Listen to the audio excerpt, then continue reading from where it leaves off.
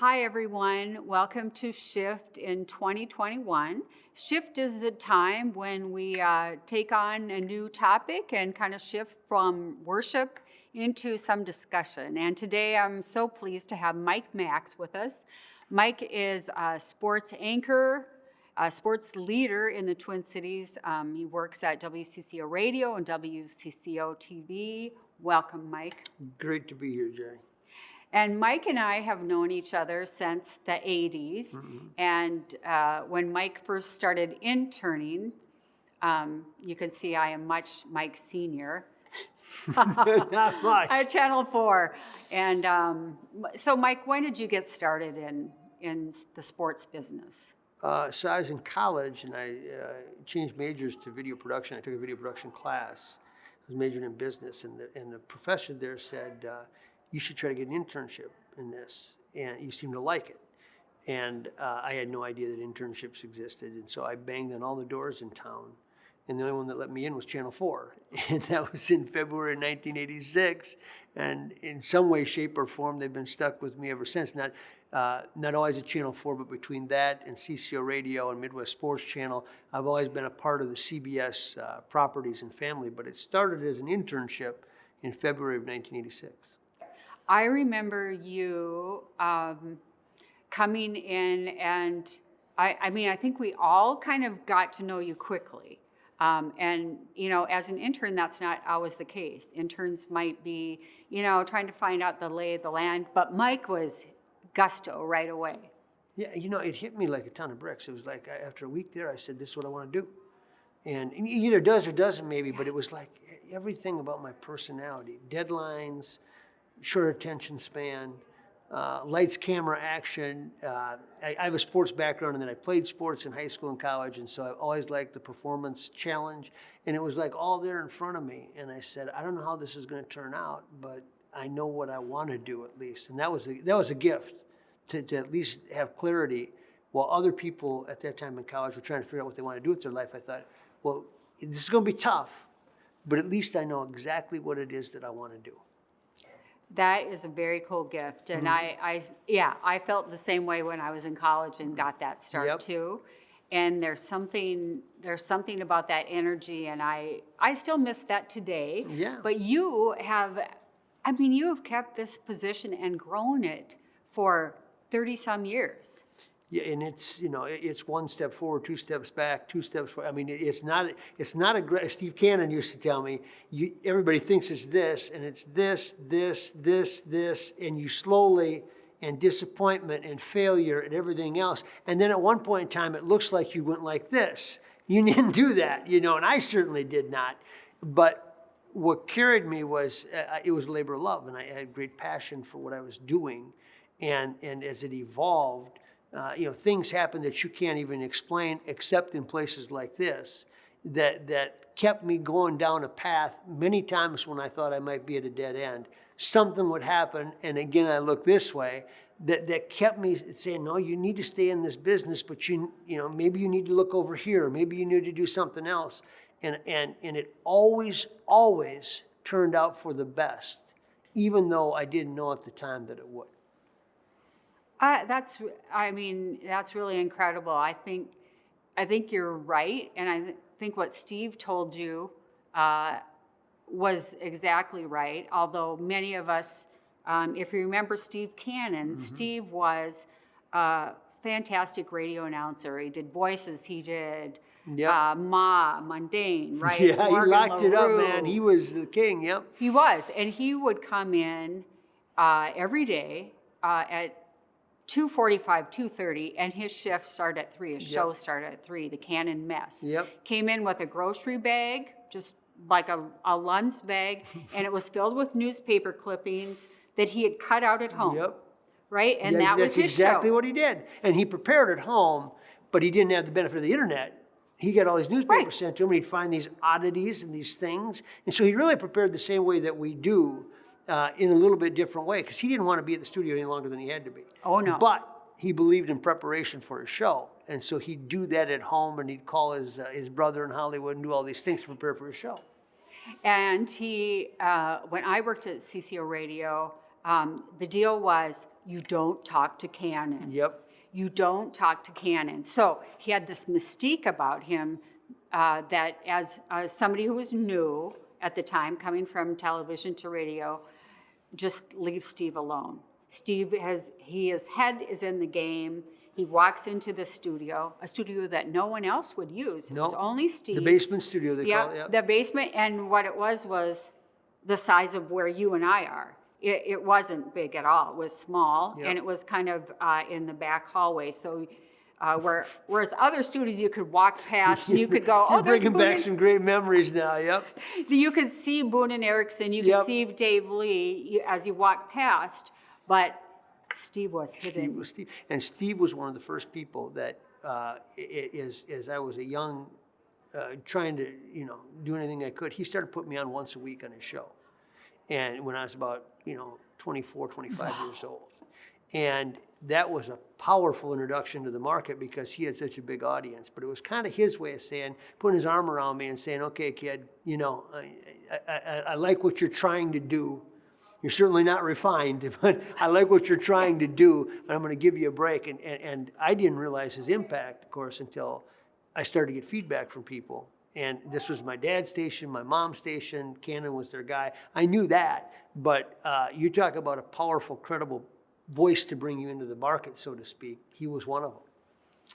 That's amazing. And is that probably because he heard about you a little bit, or saw you work? I don't know. I don't remember exactly because I remember the mystique that you just mentioned, and that's what you felt about Steve, right? You don't approach Steve. Steve approaches you, and that kind of a thing. And we did have a mutual friend or two, and it probably was one of those things that stemmed from something like that. And he just used me to talk high school sports at the time because he wanted a high school sports segment on there. So I just talked high school sports, and that's what I was working on a lot. And so it was fairly easy for me to do. But it became, it became a real catalyst elixir. And I think he was also looking out for me. He was going, I can see that you're going to get punched in the face a few times here. And if I put my arm around you, I'm going to make a statement to some of those management types out there. And I think that that's what he was doing as well. I think so too. Who else put their arm around you? Don Shelby at WCCO TV, and to this day. Would be one of my first calls in crisis. Not that long ago, I called him about something, and we ended up sitting out on his porch for 3 hours. He was the guy that I go to anytime, and he always had a good answer for things. And he understood me. He understood the tribulations of what you're trying to accomplish, the things that you need to work on, all those things, and he could explain it to me and care about me. And he was, to this day, I owe him an awful lot. Tony Parker, who was a broadcaster back in the day that some people remember.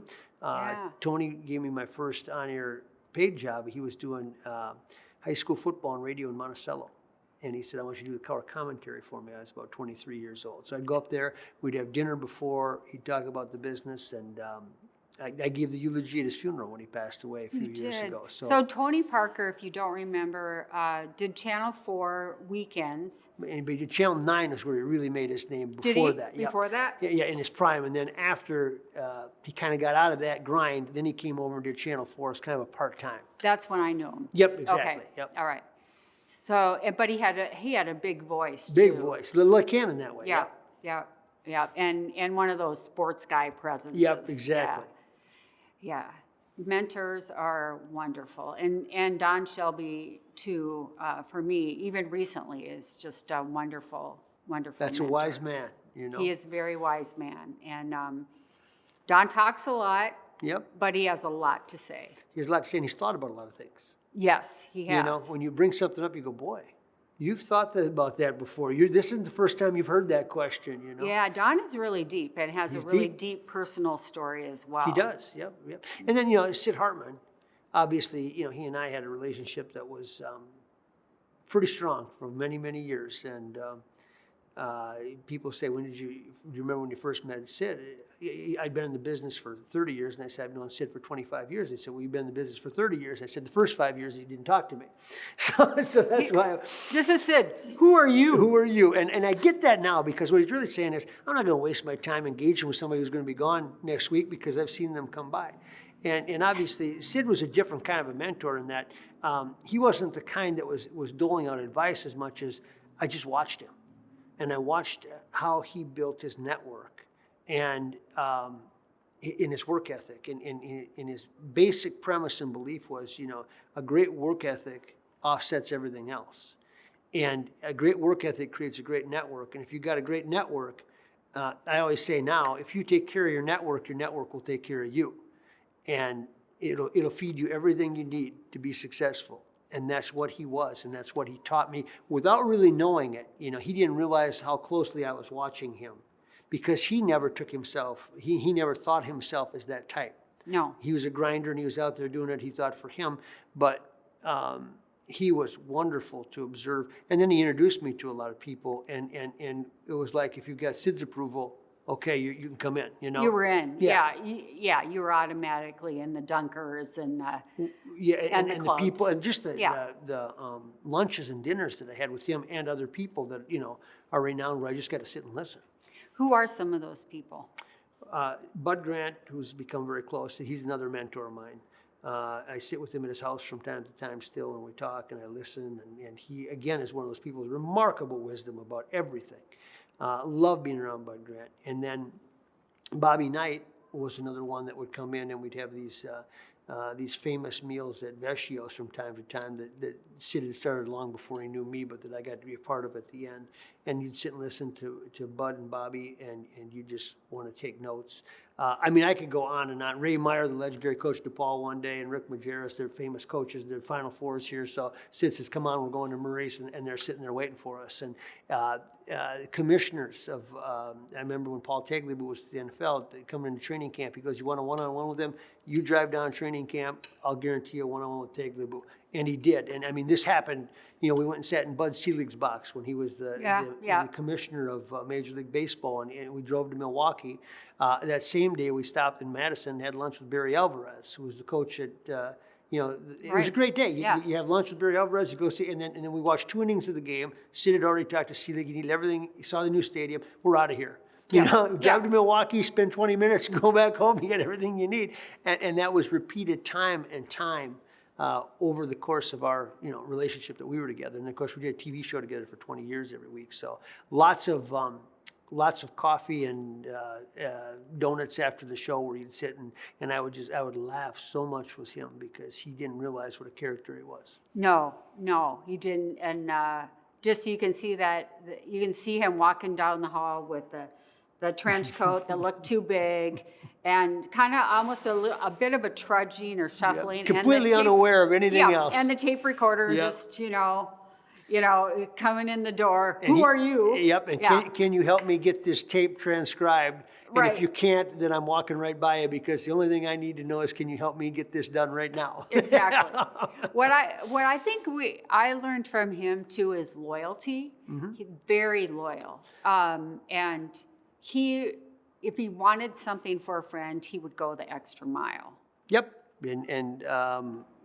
so he understood that. He understood what that meant and to make phone calls for and all those things. And the other thing for me anyway, was a few times I heard it came back to me where he had complimented me in a setting where he didn't have to, and he had stuck up for me. And he didn't know that it got back to me, but at a point in time where he didn't have to, and he chose to stick up for me in this situation, and then somebody else that was there told me about it. And that's real friendship, because he never even knew that I knew it, But to hear that he had done that at a point in time where there was no upside for him, that's when I knew that we were friends. And we learned that our words and our actions matter again. How has your faith fit into your work? My faith fits, I always looked at my faith as the umbrella over my life. So it fits into everything that I do. I was having a conversation not long ago with a guy, he's a good friend of mine, and we have our own private, it's kind of a Bible study men's talk, if you will. And we were lamenting all that has gone wrong in 2020 and the uncertainty of the future and all that we've all lived through. And this is a tremendously successful guy, he's a former CEO of a couple companies and whatnot. And I stopped him at one point in time because we both concur on this same thing. And I said, but I think about this. I think about without faith, I'd be a disaster. if I was left to my own devices right now, and I was just trying to quote unquote win, without faith and without reliance, I would be a disaster and I would self-destruct. The only thing that's keeping me glued together here and for my family is my faith and my belief that things are going to get better and that we're supposed to learn something from this and get better from it. But as much as I get down, frustrated, depressed like everybody else does with what we've been through, without faith, I'd be a non-factor because I would give in to all the things all the 7 deadly sins, and the only thing that keeps me from doing that is my faith. And so it affects my work, my family life, my everything that I do, because it's that constant contact with him and thinking about and screwing it up and sinning and understanding that how imperfect I am. So it affects me in everything that I do. But I'm always thinking about, not that I get it right, but I'm always thinking about when I'm working and everything else, what would he think of this? You know, because a lot of times, especially in what we do in reporting where we can be aggressive, there's lines that, you know, do I cross this line on this? Is this worth the story? And you got to make a judgment, you know, is the public well served, or is this just something that will glorify you? And those answers aren't always the same. And so, and I don't always get it right, but my faith is always there to say, okay, is this something that you just want to prove that you know something or get a scoop, or is this something that he would approve of? So it's there all the time. You know, you also talked about lines that you cross and being aggressive in reporting, and I think of what you have done in your reporting during COVID. Sports? There's no sports. So Mike is the... There's no sports for a while. There's no That's sports. right. Mike is the king of finding stories and making up stories, and he is a reporter's reporter. And there were some people who were like, Mike Vax, he's a great reporter. And it's like, yeah, how do you think he gets his stories? He trudges, through his network every day. He looks, he talks to people. That's how he gets his stories. So when you actually went out as a sports guy covering the George Floyd protests. Sports guys, typically they're like, oh, you do sports, you don't do news. Mike is kicking everybody's batootie and just reporting out on the street. And if you happen to be watching that, I mean, I know some people watch the protests a lot. I got to be out on it later. When I was out covering protests later for radio, I was like, how is Mike getting all these people? How is he getting these stories? How did you do it? It's, again, I'm going to look this way first, right? Because I believe in life, things happen for a reason. And number one, I was available. So for me, being available meant I never did my sportscast from my house. I've come into the office every day to do my sportscast. So therefore, I was there when the riots manifested themselves. I wasn't at home. Number two, there were no sports. So we were doing sportscast, but it was all feature stories. There were no games to cover. So there wasn't a heavy burden of I got to be at a game or anything else. Number three, I had talked to my boss, Carrie Patey, the news director, and I had watched when they burned down the 3rd precinct. And that night, I had done the sports and gone home. And I got home, I turned on TV, and I saw that we were still on the air covering this. And I'm watching this fire, from afar. And the only thing we had was a wide shot of it. And you could just see that it was burning. And we had lots of questions and no answers, Right. all of us, right? Right. Because you're going, what is going on to our city? What happened? So the next morning I went in and I said to her, if you need me, I'm in. If something comes up, because we didn't know where this was going. Now, we didn't know if it was over, if we'd seen the last of it. We didn't know what was going to happen anymore. I said, but I just want you to know that if you want me to, any time of day, you can call me and I will go wherever you want me to go. She said, great. Well, that day I covered the athletes did a protest through downtown Minneapolis, and it ended up like 10,000 people. And these guys had tipped me off. Nobody knew about that they were going to do this. And so I went there and I did that story from the standpoint of The athletes are involved for the sportscast. So we did that, and that night at 9:45 on a Friday night, they took over 35W and shut it down. The protesters did. Not the same group, but the protesters did, over by Bobby and Steve's in Washington Right. and downtown Minneapolis. This is a classic, like from a movie, right? They say, Yeah. hey, we got to get a crew out there right now. Well, who's the crew? And I said, Was can that I go? Sunday? That was Friday. Friday. So I said, can I go? And she said, go. We'd already talked about it, right? Yeah. Find a cameraman, get out there, tell us whatever you can find. So we went out by Bobby and Steve's, which is an area that I know well. And sure enough, they had shut down the freeway, the protesters had, and they were burning things in the middle of it. And I also, and this is where there's no difference between a sports reporter and a news reporter. None of us know what's going on. So you just ask the questions that you have. Who are these people? What are they doing and why are they doing this, And a truck came through and they stopped it, jumped on the back of the truck. They started looting it, throwing stuff off the back. And we're watching all this. And so we're asking those questions to people, why are you mad? What is it that's triggering this? And all of a sudden at once they all left. And I stopped a couple and I said, what's going on? And they said, we're going over to the 5th precinct. We're going to get that on Lake Street. Or the 4th precinct. I always forget which one it is. It was on Lake Street. And so I called back to the TV station, and now we're live, and we're going live on the air. And I said, we got to go over to the, next step is we got to get over there. So now the crew that I'm with, we go, but we got to follow the story. And this is how this thing kind of evolved. And we get over there, and there are people intent on burning down this precinct now this night. And we're standing there, and I'll never forget it for my entire life. We still haven't seen any law enforcement officials. So all our questions are the same as, that's why I go back to, it doesn't matter if you're sports or news, you're going, where are the cops, right? Yeah. And we're standing there, and there's fires blazing out on Lake Street. Wells Fargo's on fire. They're burning things down. You can't believe it. You can't right? believe, you just can't believe you're seeing this. And I look behind me, and coming down, I get chills telling the story. Coming down the street, silently, lock, stock, and barrel, wave after wave of law enforcement officials. State Patrol, Hennepin County, Police Department, everybody and you're going, they got this. I didn't think they did, but they got this, man. It's over. There's nobody. And they came walking down. And I looked up on the roof, and there was smoke everywhere, And I looked up there, and you can only see the shadows of guys. These are law enforcement officials.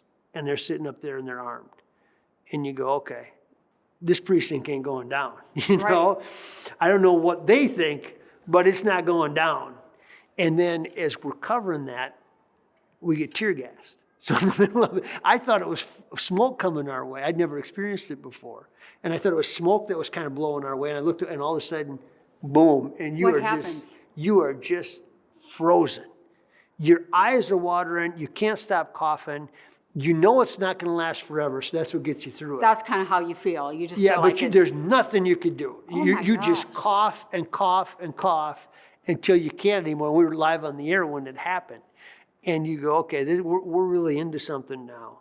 And on top of that, you're starting to figure out this isn't just Minnesota. This is a national movement that obviously became an international movement.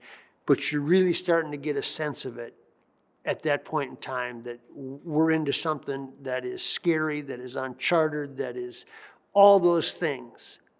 And back to your original question, the reason that I was able to navigate in that, there was a couple reasons. Number one was most of the protesters were well-intended, not violent. Many of them, by chance, not many, but enough of them, literally I had known because they were athletes in this town. Number two was I never wore a mask during that, and that was all on purpose, because if they recognize you from TV, whether they know you or not, they connect with you. You know this, this is, they feel Right. safer with you. You feel Right. like you know them. They know that face. They know that Yes, voice. and so I purposely never wore a mask for the whole time. Yeah. And that helped immensely. So therefore, when I was out in the middle of it, what looked like, because you'd see the fires and all this, I didn't feel threatened because I felt like there were people around me that had my back.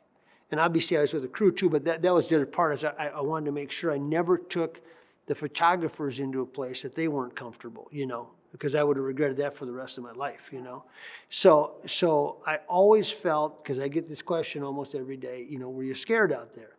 I always felt, for two reasons. One was that I saw this from the network of people that I knew. I felt like there were people there that were watching over me. And number two, and again, I'm going to look up here, there was a piece about it that I can't explain that said, this is where you're supposed to be. This is where you're supposed to be right now. I don't know why, but this is where you're supposed to be. I put you here for a reason, and I can get to that a little bit later, but this is where you're supposed to be right now. I got you. You're going to get through this, okay? Can't explain it, but any person that has faith understands when you have that kind of experience.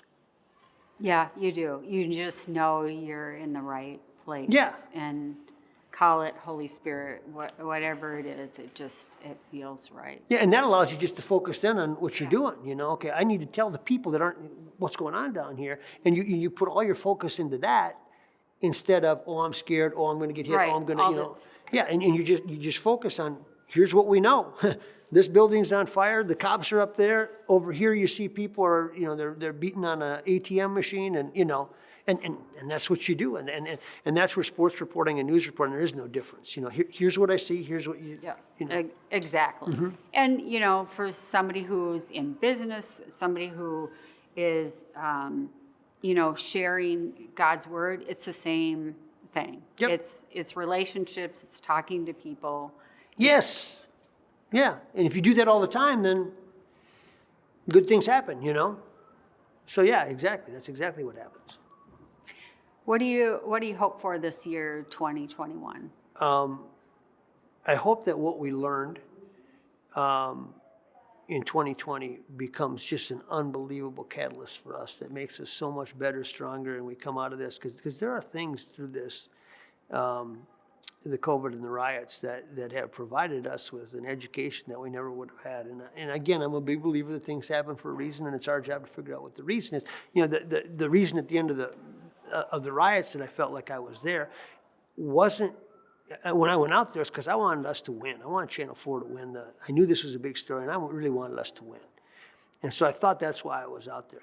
When it was all said and done, it was as if God had said, no, that's not, I didn't put you out there to win awards reporting. I didn't put you out there to raise your profile. I put you out there because I wanted you to see what's going on out there, because you thought that you understood the inner city because you cover all these sports. All you cover is sports. You didn't realize the suppression that people feel. You didn't realize how much anger there is. You didn't realize how they don't have the same hopes and dreams that you do because they don't think that they should be allowed to dream that big. All these things that I was introduced to that humbled me, that brought me down, that made me realize, and then to take it a step further as I walk on Nicollet Mall every day, because the homeless and the downtrodden that literally I used to walk by, and I'm ashamed to admit, I'd think, get a job. That's what I'd think. And to be exposed to all those people at that time and say, well, maybe I need to quit judging so hard. Maybe I need to, everybody's got it. So now, as opposed to seeing a group of people when I walk on Nicollet Mall specifically, and seeing them just as a group, I go, no. Each one of those is just as important to God as I am. Each person, as opposed to saying, look at that group, there's a bunch of troublemakers. Now, each one has a different story. Each one is somebody that he made, and it's not my job to judge it anymore. And so for me, that's what came out of the reporting. It was a personal thing. It wasn't the public profile that I gained, because I had done something I hadn't done before and all that went with that. It was because he wanted me to see that I'm taking you to a different place. And along with what you're talking about in 2021, so personally, that's my job, is to continue to see that through. Because now I know the stories. I can't turn my back on it anymore. I know the people that are struggling on the north side of Minneapolis. I know what they're talking about when they talk about there's no dad at home and how that affects these kids. So it's my job to help do something about that. So that's what comes out of 2020 that I bring into 2021 is I don't have any excuse. I've learned all these things. And the same with COVID. When I look at just technically in our business, how Zoom and all these things, they've given us some tools that we're going to be able to use for the rest of our, for example, if I want to do a story on somebody in Moorhead, I used to have to drive to Moorhead. I don't have to do that anymore. So we've got all these new this is just for us in our business.